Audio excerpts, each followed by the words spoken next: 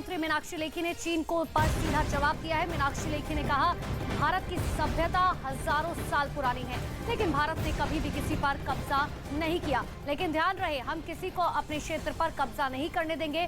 मीनाक्षी लेखी बुधवार को नेपाल एम्बेसी के तीज कार्यक्रम में शामिल हुई थी और यहीं पर उन्होंने चीन को खरी खरी सुनाई।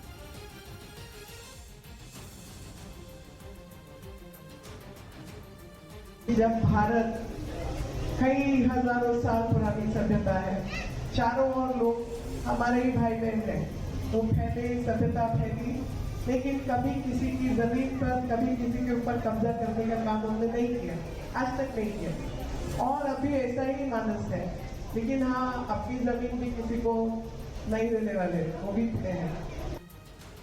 2 सितंबर को भारत की नौसेना का ध्वज बदल जाएगा। प्रधानमंत्री नरेंद्र मोदी 2 सितंबर को एयरक्राफ्ट कैरियर विक्रांत नौसेना को समर्पित करने वाले हैं। प्रधानमंत्री इस दिन एक साथ 2 इतिहास बनाएंगे, क्योंकि पहली बार पूरी तरह भारत में बना कोई एयरक्राफ्ट कैरियर नौसेना को मिलेगा। पूरी दुनिया आईएनएस विक्रांत में आत्मनिर्भर भारत का दम देखेगी, लेकिन इसके साथ ही एक और इतिहास बनने की तैयारी है। दावा है कि प्रधानमंत्री नरेंद्र मोदी नौसेना के ध्वज से उपनिवेशवाद की झलक भी मिटा देंगे। 1934 में जब भारत की नौसेना बनी थी, तब तक बंटवारा नहीं हुआ था और ब्रिटिश राज में इसका नाम रॉयल नेवी सर्विस रखा गया था।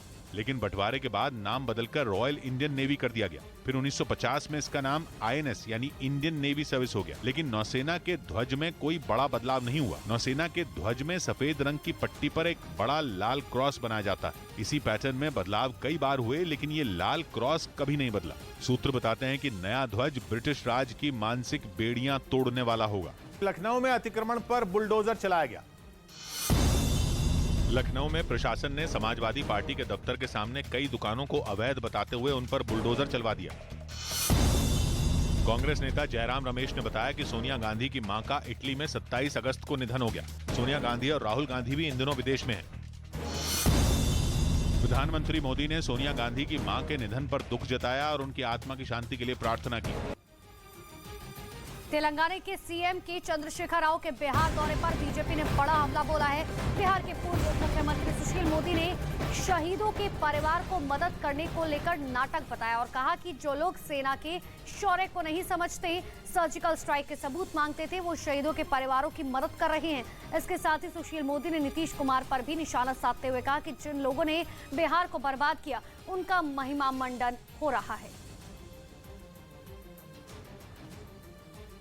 सर्जिकल स्ट्राइक का सबूत मांगने वाले, सेना के शौर्य पर जिनको भरोसा नहीं है और जो कह रहे थे कि कब सर्जिकल स्ट्राइक हुआ इसका प्रमाण दीजिए, वो लोग आज पटना के अंदर गलवान के शहीदों के परिवारों की मदद करने का नाटक कर रहे थे।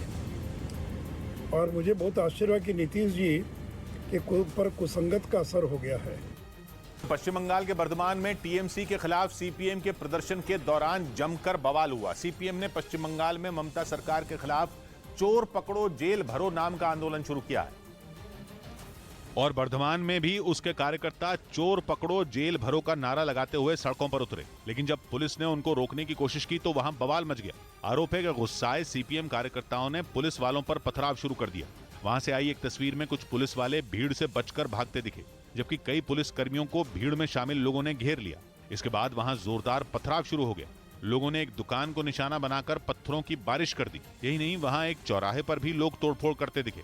बवाल बढ़ता देख बड़ी संख्या में पुलिस के जवान वहां पहुंचे। भीड़ को हटाने के लिए उन्होंने आंसू गैस के गोले दागे। बताया गया कि बाद में हंगामा करने वाले कई लोगों को हिरासत में ले लिया गया। रांची में बीजेपी से निकाली गई सीमा पात्रा गिरफ्तार कर ली गई। रांची में पूर्व आईएएस अधिकारी सीमा पात्रा को अदालत ने 12 सितंबर तक न्यायिक हिरासत में भेज दिया। सीमा पर अपने घर में काम करने वाली आदिवासी समुदाय की एक महिला से बदसलूकी का आरोप है। सीमा पात्रा ने खुद पर लगे आरोपों को गलत बताया और इसे राजनीतिक साजिश करार दिया। गलत आरोप है, राजनीति से प्रेरित आरोप है। झारखंड के पूर्व सीएम और बीजेपी नेता बाबूलाल मरांडी ने रांची के अस्पताल में पीड़ित महिला से मुलाकात की और सीमा पात्रा पर की गई कार्रवाई को सही बताया। सरकार तो यही करेंगे, फर्स्ट ट्रैक कोर्ट का ठीक करके तुरंत सजा दिलाएंगे।